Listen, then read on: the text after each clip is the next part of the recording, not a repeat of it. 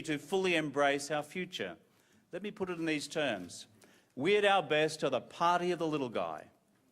By which I mean this. If you're a person out there who has a disability and you cannot work, then we support you. If you're a person out there who can't find a job, we support you. We support you to find a new job.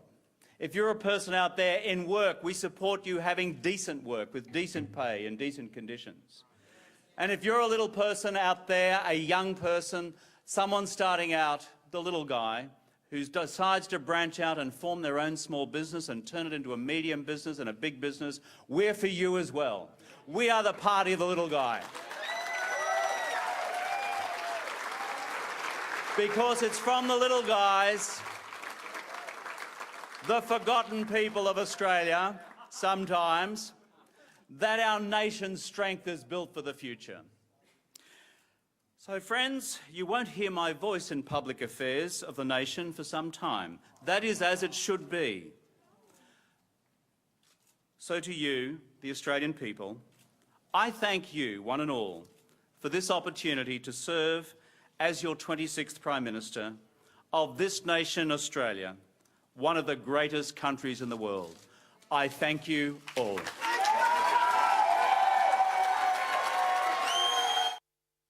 Well, so that was certainly an interesting 20-minute speech there. Even though he did step away, he left the door ajar a little bit at the end, saying that you won't hear from him for some time, but perhaps. So I don't know what to take of that one. Quite good to come back before the next election a few weeks before. Rob Oakeshott, now that speech seems very succinct. The one you gave 3 years ago.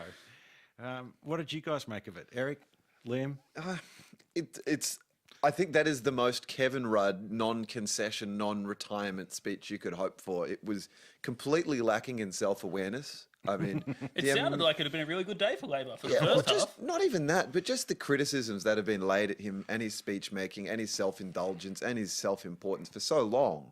And he just fueled the flames for all that sort of criticism.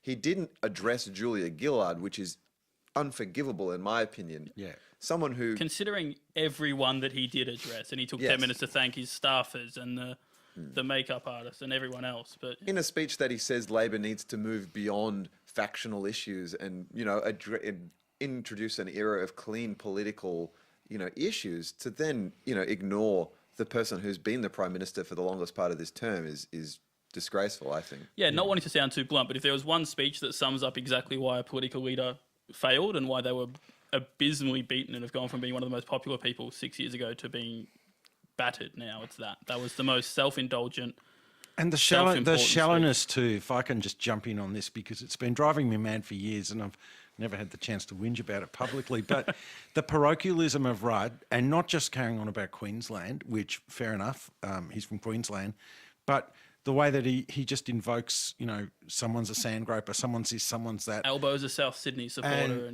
And that kind of folksy stuff. It's really, really looking backwards. And speaking of looking backwards, look, I know Ben Chifley's a hero of the Labor Party, but how many people listening to or watching tonight know what the Light of the Hill is, know about that part of the Labor tradition, which we never really hear brought up in the day-to-day discourse of the Labor Party?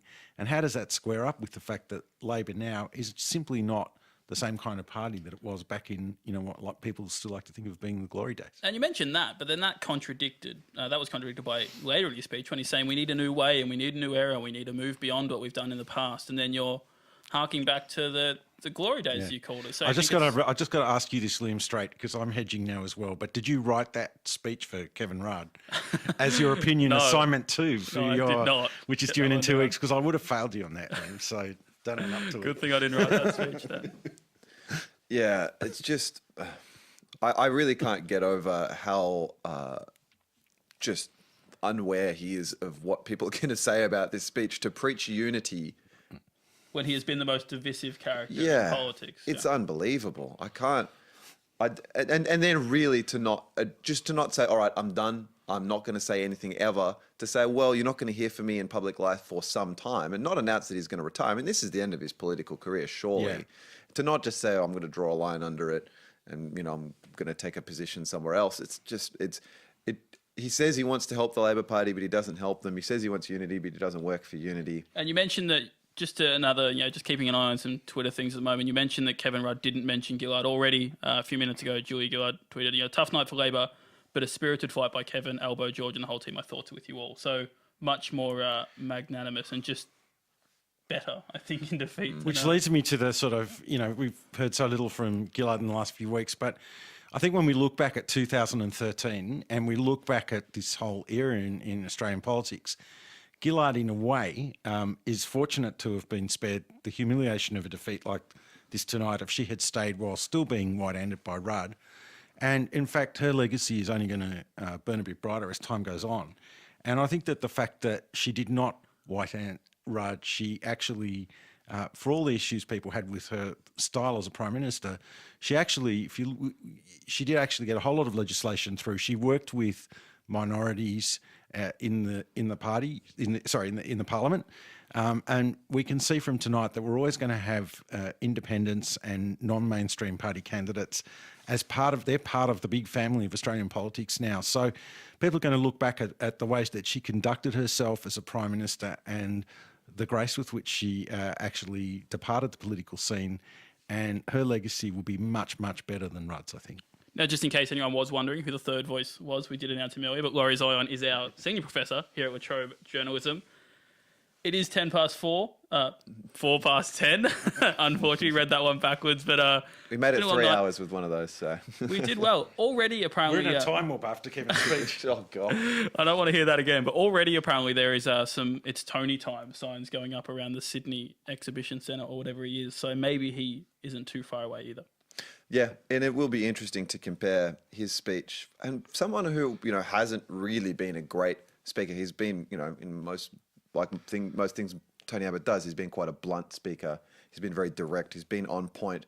But Kevin Rudd, this is another disappointing thing, is he was capable once upon a time of giving quite evocative speeches. I mean, his apology to the Stolen Generations was, a pretty significant one, and I thought quite a well-handled one. But I think you're right, Laurie. This kind of degeneration into Australiana in the way he speaks, the fair shake of a sauce bottle, and this attempt to try and convince average Australians that he's just like him. When he is by no means an average Australian, like he doesn't have that, especially in a contest with Tony Abbott, who does seem much more, working class Tony. But why does he use phraseology that died out 40 years ago? It's the good burgers of Griffith. I want to know, because next time I'm in Brisbane, I need a decent feed. I'll have fries with that. So yeah, it's strange. He understands obviously that he is a nerd, and he's not a bit.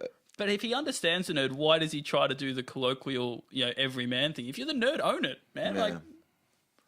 I guess. I mean, people point to that being a bit of an undermining of Keating's popularity in the Australian people. They thought he was unrelatable. But amongst a government that was regularly criticised for being phony or false or untrustworthy, this fairly transparent kind of character that they tried to concoct of Kevin Rudd, the everyman who understands what it's like to support the Brisbane Broncos and just be that average Brisbane guy is very odd, and I can't really understand how one of Australia's major political parties thought that this would work over a long period of time. Now, apparently Stephen Smith has, who's obviously outgoing for Labor, has put Albanese up as the leader who they should have in opposition. Laurie, what do you think of, would Albanese be a good person for them to turn to at this point?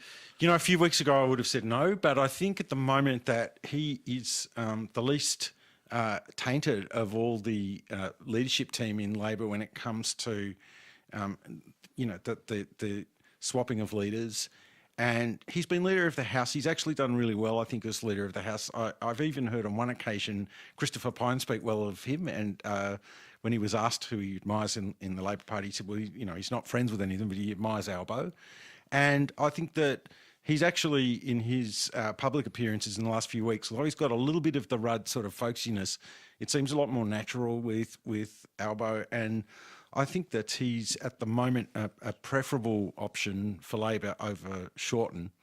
And, the other people talked about down the track as potential leaders include Tanya Plibersek, which I think is certainly worth considering for the party. But if I had to choose myself now, if I had captain's choice at the moment, I would probably go for Albo over Bill Shorten. Yeah, trust is certainly going to prove to be a really key issue for Labor Party in the next few years. But the other thing to keep in mind as we mull over these leadership options is the new rules that Kevin Rudd's introduced to the party. It means that they might not be able to rely on the traditional approach of just get someone in to kind of soak up the bad press over the next few months, then we'll get our real leader in closer to the leadership. It's not going to be easy to unseat a Labor leader and try and get your preferred candidate into before the next election, because they can't boot him out as easily. So they're really going to have to consider that whoever they pick now, they might have to just love and stick with until the next election. Okay, considering we are starting to hear word that Tony Abbott might be speaking soon, let's switch gears a little bit and look at the man who's been victorious tonight and stop talking about Kevin Rudd as he is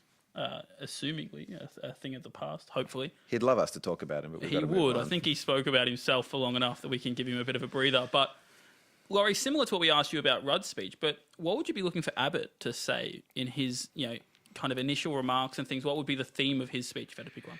Well, I think it's a bit of a hackneyed turn of phrase, but something along the lines that he's Prime Minister for all Australians. He's been trying lines like that out over the last week, I think. But I think what Abbott's got to really do now, because, he has been for a long time considered someone that has not been the preferred leader, even while the Liberals have been in front.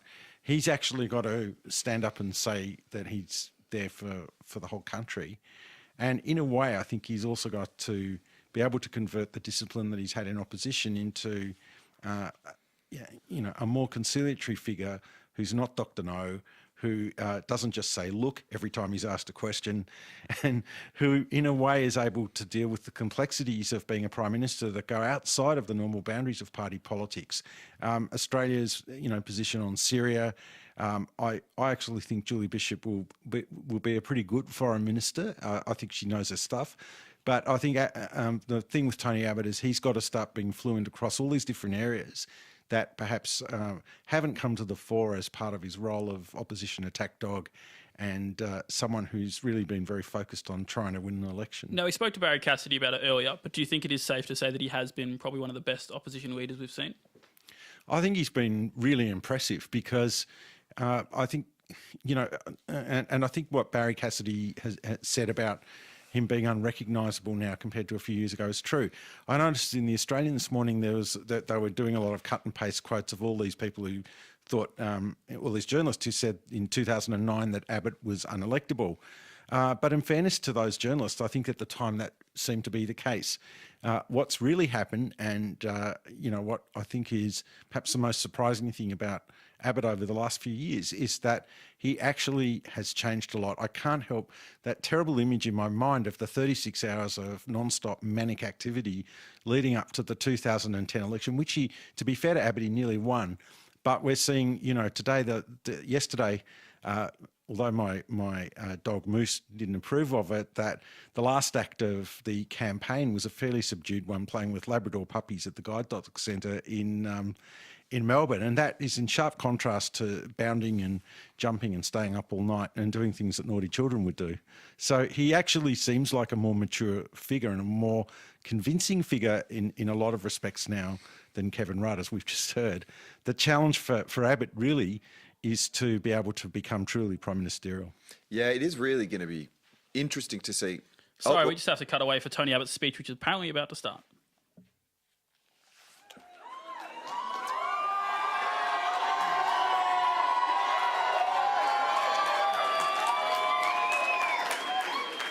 My friends, thank you so much. I can inform you that the Government of Australia has changed for just the seventh time.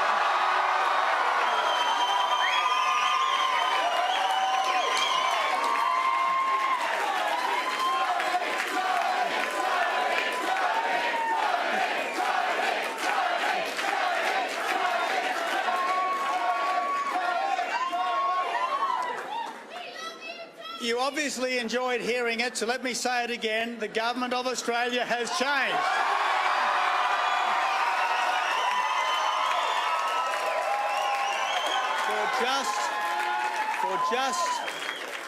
For just the 7th time in 60 years, the government of Australia has changed. The coalition has won 13 seats clearly, with 10 seats still in play, and I can inform you that the Australian Labor Party's vote is at the lowest level in more than 100 years.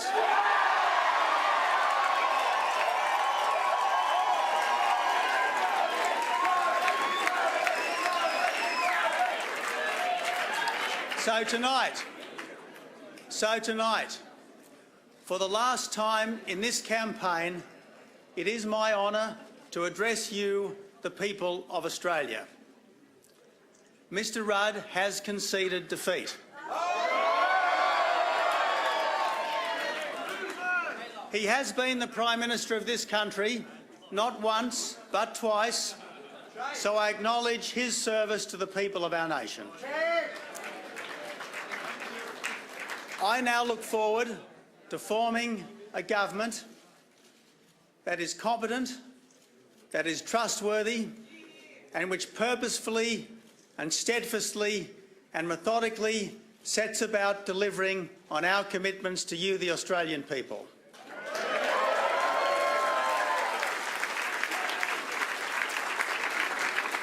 Something very significant has happened today.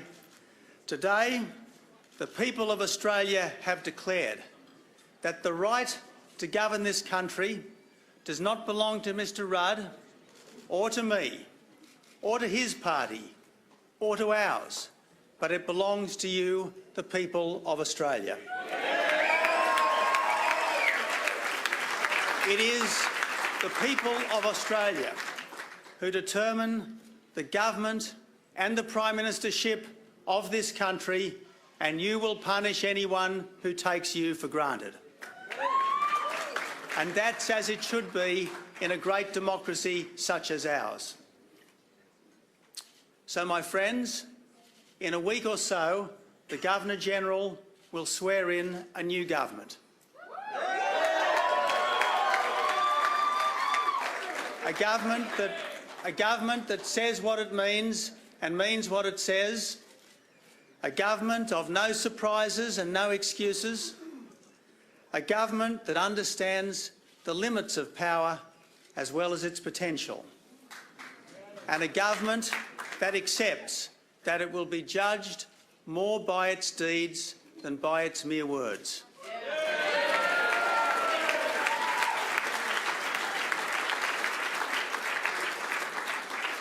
In 3 years' time, the carbon tax will be gone,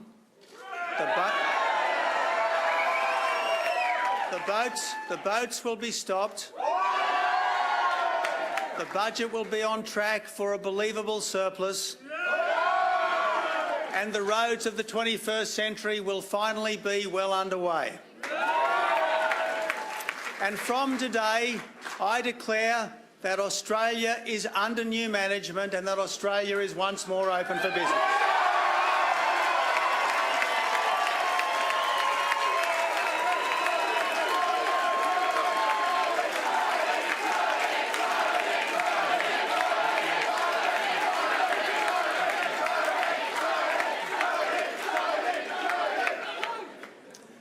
Today, hundreds of thousands of people would have voted for the Liberal and National parties for the first time in their lives. I give you all this assurance: we will not let you down. A good government is one that governs for all Australians, including those who haven't voted for it. A good government is one with a duty to help everyone to maximise his or her potential. Indigenous people, people with disabilities, and our forgotten families, as well as those who Menzies described as lifters, not leaners. We will not leave anyone behind. I want to thank my strong and united Liberal and National Party coalition team. I thank Julie Bishop, Warren Truss, Joe Hockey. I thank the members of the Shadow Cabinet. I thank my parliamentary team. I thank all our candidates, those who have succeeded and those who haven't, for the faith that you have placed in me.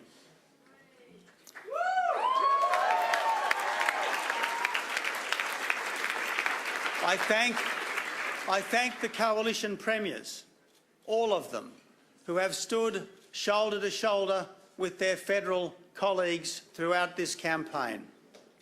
I thank the Liberal Party organisation, President Alan Stockdale and Federal Director Brian Loughnane.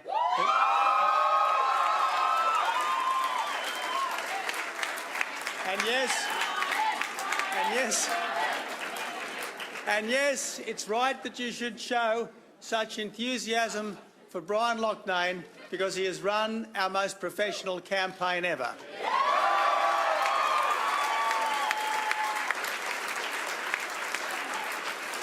I thank my personal staff, led by Peter Credlin,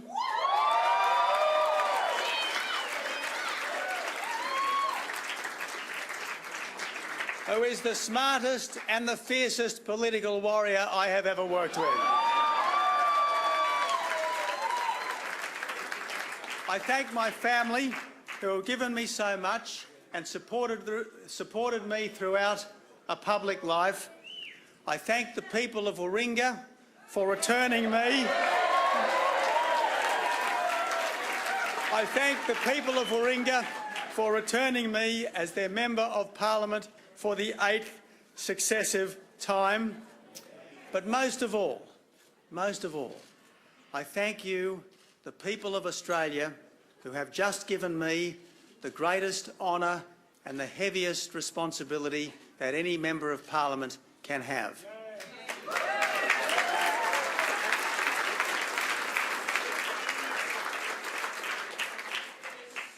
I am both proud and humbled as I shoulder the duties of government. The time for campaigning has passed. The time for governing has arrived. I pledge myself to the service of our country.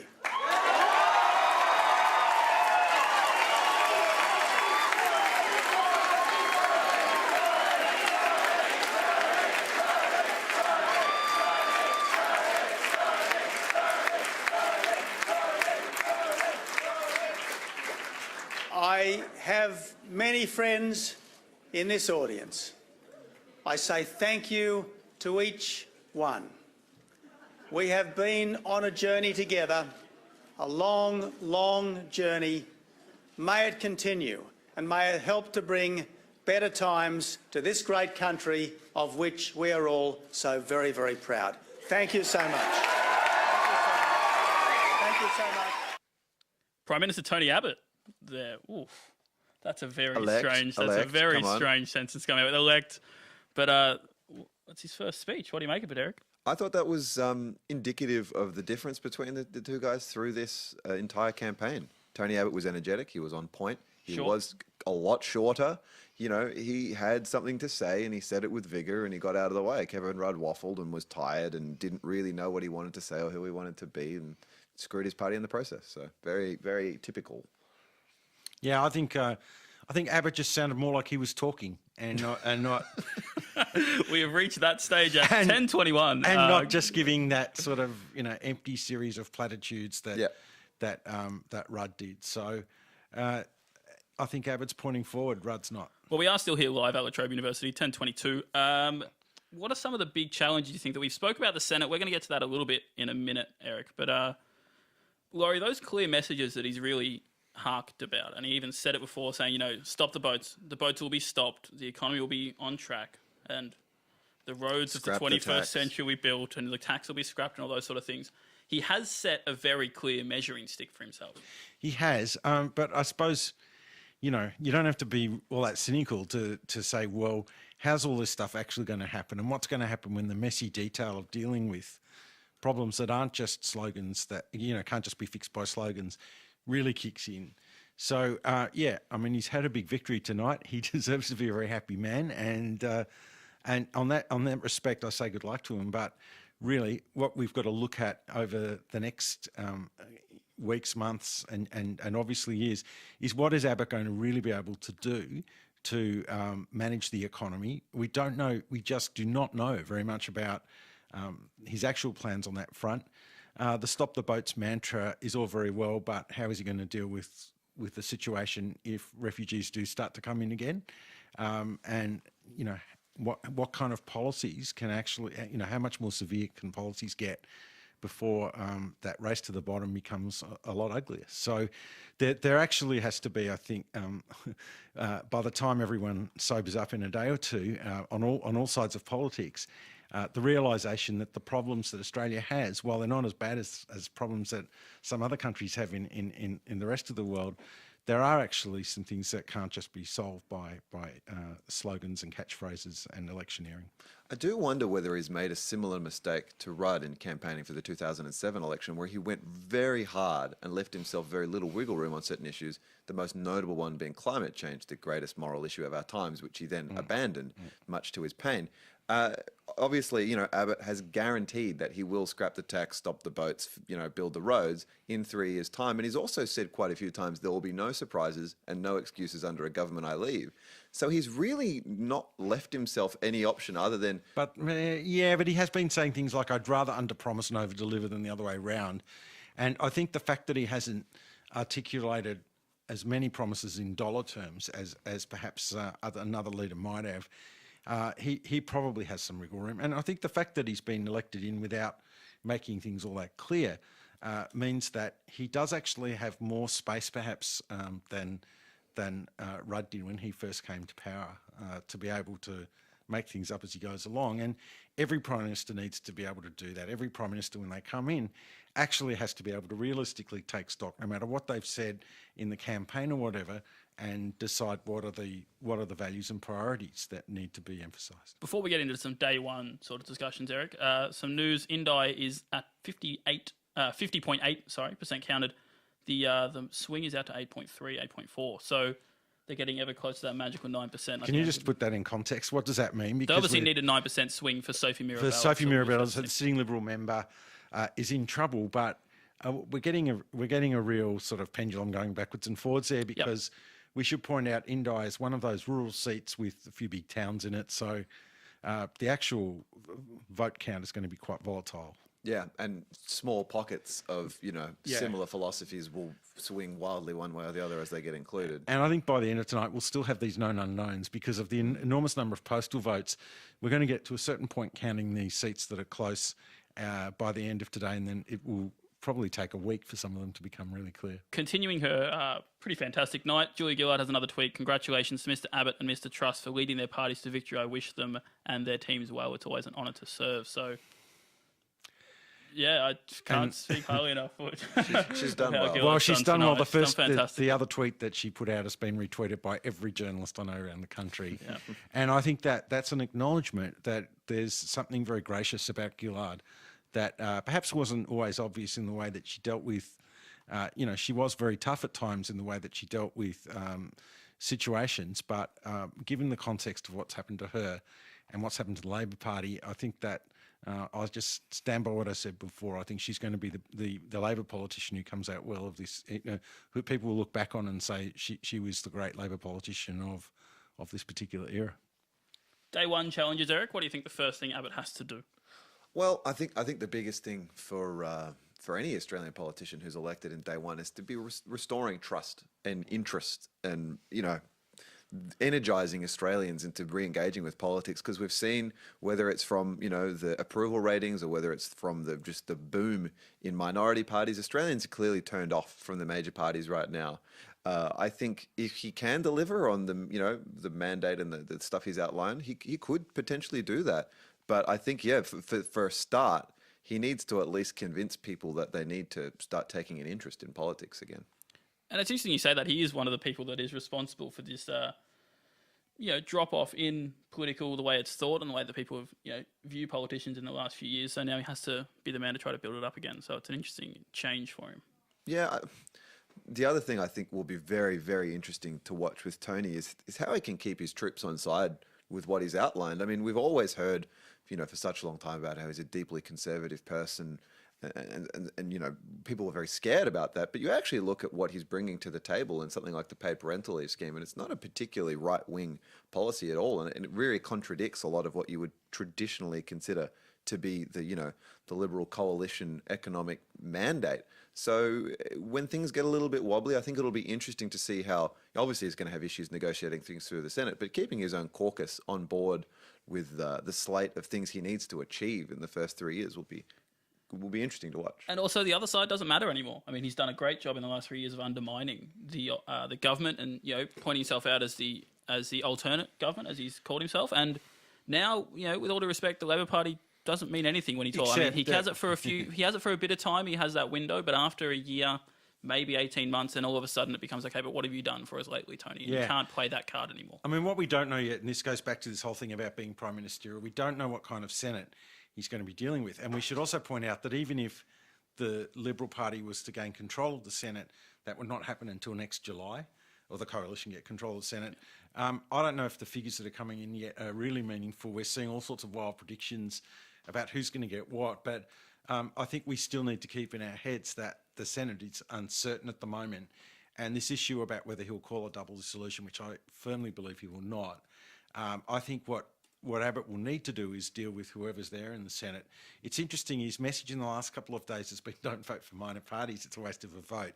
And I think, Eric, you're right, that part of the challenge that he faces for Australian politics in general is to get people thinking about politics in terms of parties that can actually do things. And in a way, his message could be just as well echoed, I think, by the Labor Party. Both those parties now need to be able to focus on how, yes, we're going to deal with minorities, we're going to deal with independents and all that sort of thing, but we actually need the mainstream to be vital if the system that we've got is going to work as well as it can. Well, I think one of the biggest things to take away from what both of you guys have said so far, and we spoke about this in our prep, obviously, that he's going to need to be a very, very savvy negotiator to work through the Senate, as you've mentioned, and even as you said before, Eric, that the fact that there's going to be no one on the the Labor side of the House that's going to want to do him any favours.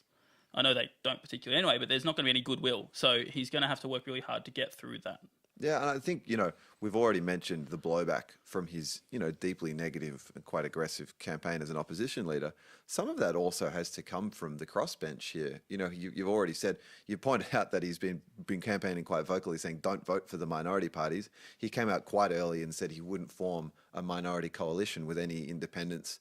He has said some very strong things about the Greens, who obviously were going to have a very difficult time getting them to vote for anything. The polls apart politically.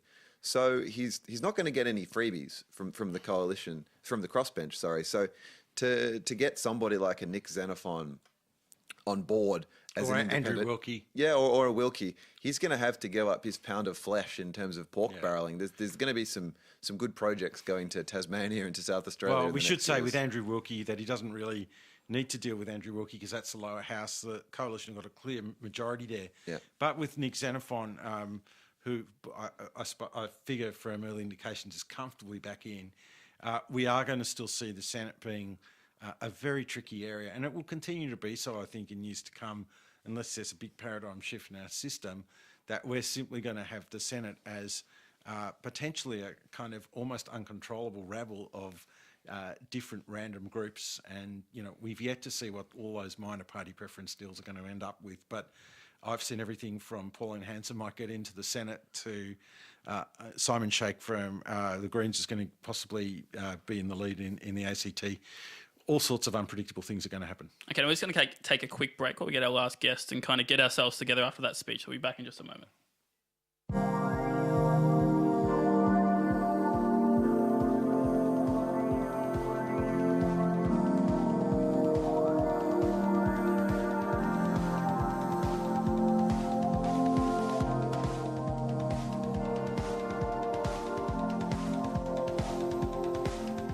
You're listening to Australia Decides, Upstart's coverage of the 2013 federal election, streaming online live from the radio studios at La Trobe University. Follow us on Twitter at Upstart Magazine and join in the conversation using the Upstart hashtag. We'll continue to bring you news and results throughout the evening.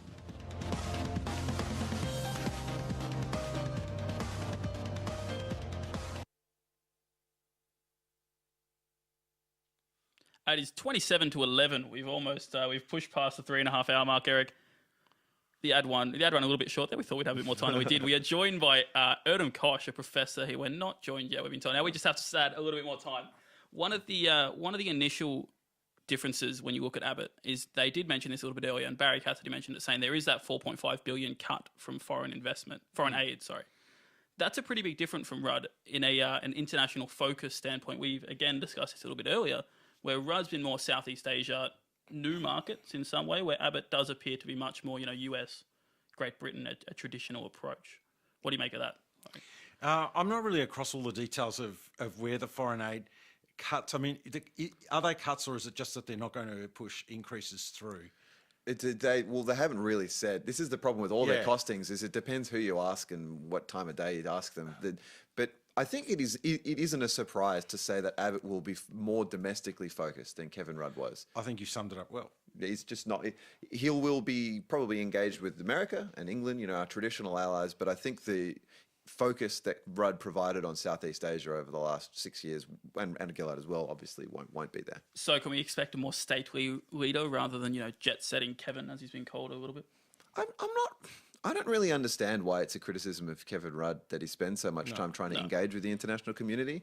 I didn't really get that, but I do think that we will see, less footage of Tony Abbott mangling Mandarin or something as he tries to engage with Chinese. But I agree, Eric. I think our prime ministers need to get around a bit. That the idea that it's indulgent and time wasting to travel around the world as your national leader is a little bit silly, really. And I think that Australia absolutely needs to maximise its integration with what's going on globally in order to realise a lot of its own national ambitions. Now, obviously, the biggest issue globally, which kind of ties in well, is climate change. And there was also a bit of... Or as Rudd would say, climate change.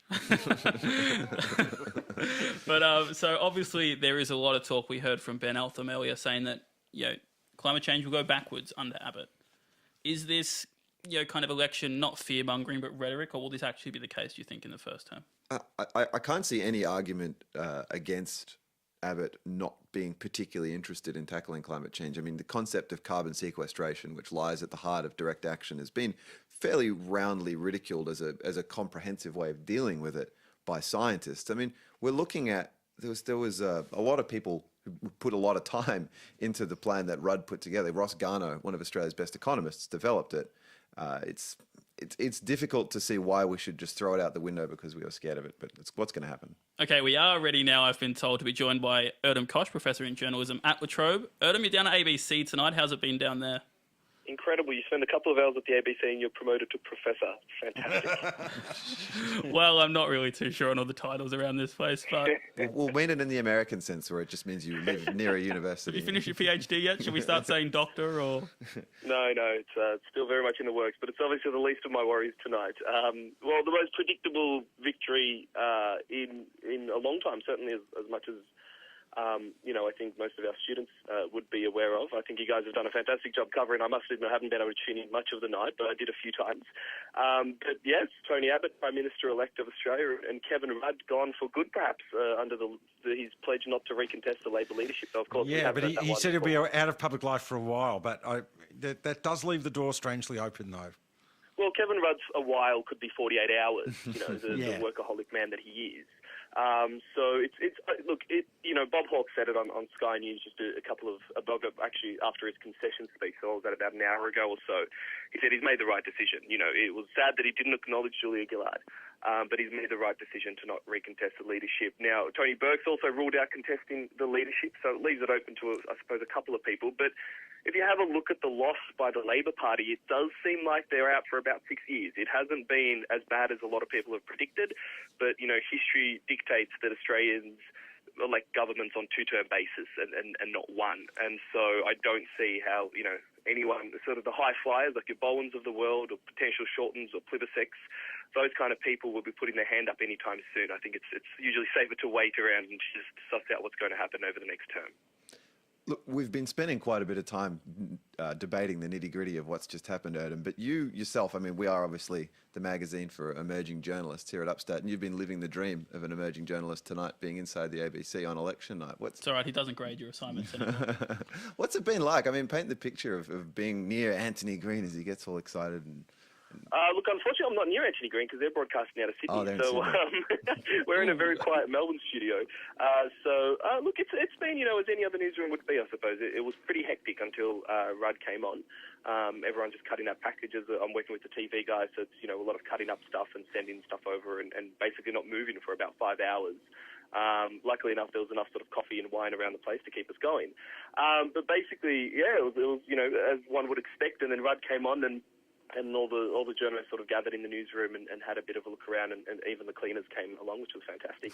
And we watched the Rudd concession speech, which was as bizarre as the man himself. I think it was. So it wasn't just us in our small room in Bundoora at La Trobe University thinking that speech was kind of strange. That has got to be one of the strangest concession speech I think I've ever heard. And the fact that it went for so long, I think we were sitting here with George Megalogenis, and he said that was longer than Oakeshott as soon as it hit the 17-minute mark. Yeah. And that's, just to put that in context, Rob Oakeshott deciding unveiling who he'd support in the minority, to form a minority government last year went for, of course, 17 minutes, that now infamous speech. But it was, I think, 22 or 23 minutes in the end, and very odd, quotes from Obama, the audacity of hope, which is weird in itself. No real acknowledgement of his predecessor or anyone before that, really. And, this constant sort of me, this I'll be out, I'll be around, I'll be doing this, I've fought for this, I tried all hard I could. And the burgers of Griffith. The good burgers of Griffith. You're not letting that one go. The fast food industry has had a huge sugar hit tonight from that. Incredible, isn't it? And I mean, interestingly, again, one of the journos around here who I won't name, I don't know if they want to be necessarily named from this, but said, he had no interest in winning. It was all about himself. He has no interest for the Labor Party. It was all about himself, and the concession speech reflected that. Now, whether or not you agree with that, we can debate that in itself. But I mean, let's call a spade here. Rudd was brought back to save furniture. Rudd wasn't brought back to win. And I don't think anyone in the Labor Party and anyone who follows politics closely was under any impression that Labor could pull this around so late in the game after the disastrous, in terms of its polls, the disastrous minority government and instability that has happened within the Labor Party. There was no one ever thought that he'd win. And so did he save the furniture? You have a look at the numbers. Probably if they can hold it to about 58 seats. I know there are a few still, in doubt yet in postal votes and the like. The fact that he can still hold it to that 58, 60 seats, which is only 16 off a majority win, isn't actually that bad. If you have a look at the swings in New South Wales and Queensland, they're not as bad as what this morning's polls sort of said, especially the news poll said. But of course, what is worrying is that there's been a massive swing against them in Victoria, and that's obviously something that will worry the Labor Party and something they really need to work on in the immediate future. I think has Indi been called for the independent? I'm not sure what the latest is on that. It seems like it's line ball, and we won't know tonight. Right, okay. So there is a couple of seats that are up to them. Adam Bant, my understanding is, has now accepted the seat of Melbourne, so it looks like the Greens will stick And he around. said the first thing will be to take the battle to Tony Abbott, I believe. So yeah, so look, that's going to be interesting. I mean, at the end of the day, Tony Abbott's not going to have any problems in the House of Representatives. He's got a clear majority. It's a clear mandate for him and his policies. It was what was expected. And, we have a Prime Minister-elect in him, and he'll be sworn in, next week by Bill Shorten's mother-in-law, our Governor-General. now, Erdem, before we let you get back to the coffee and the wine that's down there at the ABC, one of the things we've been talking about a bit tonight is the way that Tony Abbott has changed drastically, and it is a pretty commonly trotted line. Do you think that makes it tougher to predict how he'll be as a PM? Look, I think it's a very good question, and I don't know if there's a definite answer to that in the sense that he has changed quite a bit, but that's what happens when you become a leader, I think. It's, Rudd wasn't Rudd, Gillard wasn't Gillard the way they were under the leadership prior to that. I think when you're a leader of a party, which was in itself quite unstable, don't forget when Tony Abbott took the leadership, he had to change in order to accommodate for everyone. But it's kind of, with the exception of the Houston battle, of course, it's kind of a reflection of the Liberal Party that they have stable leadership, and they usually equate that with stable government, stable economy, and that kind of stuff. So, in that sense, Tony Abbott's led a very disciplined, stable campaign, and it was really interesting I can't. It was Tony Burke earlier this evening, so it's all muddled up as to who said what. But it was Tony Burke earlier this morning, the outgoing immigration minister, who said that when Abbott came to power, the Labor Party really underestimated him and thought, well, he's done all his gaffes in the 2007 campaign. If you remember that incident with Nicola Roxon and swearing and that kind of stuff, that he's definitely going to do more gaps. And that simply never happened. He did it. The couple of things that he said in his campaign, like the sex appeal comment and that kind of stuff about Fiona Scott, who's also won a seat tonight, none of those gaffes sort of came along. So I think that's what, when we say Abbott's changed and he's turned stable, we were expecting him to do those gaffes, and he simply hasn't. And I think under, as a Prime Minister, no doubt he will. Which Prime Minister hasn't really? But I don't see him, majorly stuffing up in terms of anyone now then questioning his credibility to be the Prime Minister.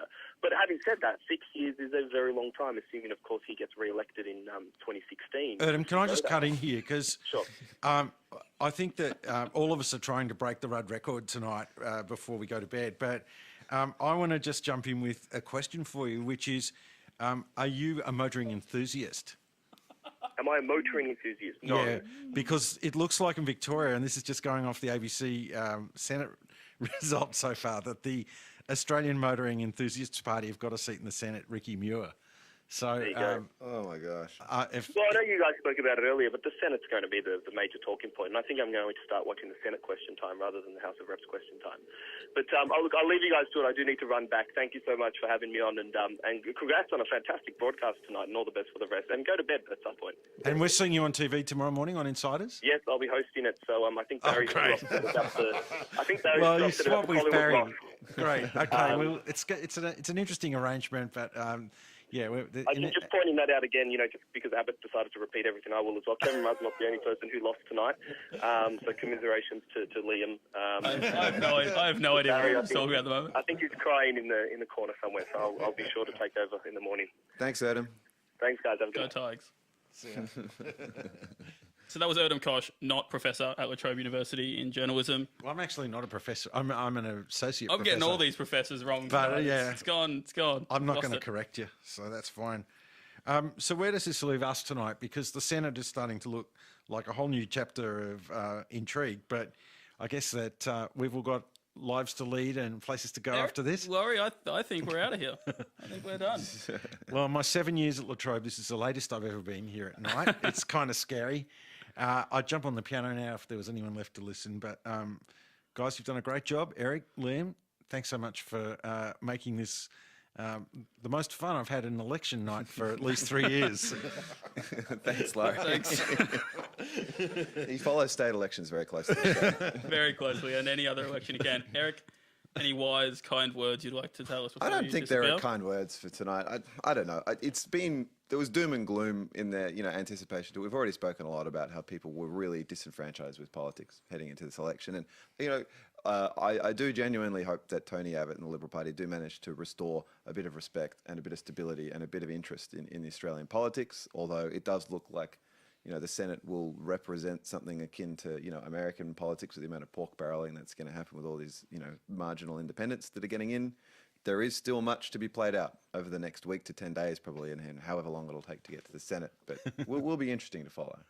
It's just funny, we were talking about songs, and I was going to do, the Rolling Stones. A song. Can't always get what you want, but having seen the Australian motor, it surely can't be completely home and hose. But just the idea that the Australian Motoring Enthusiast Party's got a Senate seat in Victoria, I have to go for the Beatles, Drive My Car. Well played, I think. Eric, what's your one? I couldn't let it go without a Joe Dilla song. So it's Taking What's Mine with Busta Rhymes. And I did mention this earlier, but I think it still works after a pretty, at times, tough campaign to sit through. I think Don't Look Back in Anger for anyone who was perhaps a little bit upset. And Chris maybe might bust it out later for us on guitar in a few minutes once we wrap up. But before we do go, there's obviously so many people need to thank, and I'm going to make sure I'm reading all these names. And to do get not them leave right. anyone out from Kevin Rudd's electorate. I'm going to be very, very to the point on this one. Starting with Margaret Purdom, Ian Armett, Marcus DeRick, Simon Knight and Jess Baker, La Trobe's fantastic team we have here. They run all the studios. We really can't thank them enough. They have done countless hours, really just giving it up off their own bat. There's no paychecks or anything coming to anyone from this, so we can't thank them enough for giving us the opportunity to do this. Steiner Ellingson, who is out the back somewhere, gave up his night to be moral support and to run upstairs and print things when we needed them. And in a few minutes, I'm pretty sure he's set to become a bartender. Erdem Kosh, who called in a few moments ago, who really kickstarted this whole idea and dealt with countless late-night phone calls from myself, stressing over getting this thing ready to go. Laurie Zion, you've provided a comedic touch at times tonight, which has certainly been good. We have needed it at times. All our guests, Barry Cassidy, Lachlan Harris, Nick Bisley, John Dewar, Ben Eltham, Daniel Flitton. There was a few we didn't get to. Apologies about that if anyone was waiting up to see if their bit would get on. To the team we've had tonight, Talia McPherson, who's probably the best EP to hack presenters like myself and Eric could ask for. Chris Malavi, our panellist and all-round sound extraordinaire. Bridget Rollison, Adria DeFazio, Kimberly Thompson, Paddy Norton, Kathleen O'Connor, Jake Stevens. You might not have heard all these guys on air tonight, but they've been busy tolling away in some corner of this studio here tonight. We wouldn't have got this thing off the ground without each and every one of them. Hopefully, Eric, I think I say this for both of us, but hopefully we weren't too much of a pain to deal with tonight. And of course, Eric, who you are now unquestionably Canada's foremost expert on Australian politics. But it's been great having you in here tonight. Thanks to the Department of Journalism and Strategic Communications at La Trobe, the School of Communications and Social Sciences, and the Faculty of Humanities and Social Sciences. I think I've ticked all the boxes there. Finally, thanks to everyone who listened in, tweeted us, liked us on Facebook, came to our event, metaphorically. Hopefully we were able to provide some enlightenment, enjoyment, or at least a bit of a distraction tonight. This has been Upstart's live election night broadcast for 2013. I'm Liam Quinn. Thanks for listening. To upstart.net.au, this is Australia Decides, our coverage of the 2013 federal election. We're broadcasting live from the studios at La Trobe University. Tell us your thoughts by tweeting us at Upstart Magazine or by using the Upstart hashtag.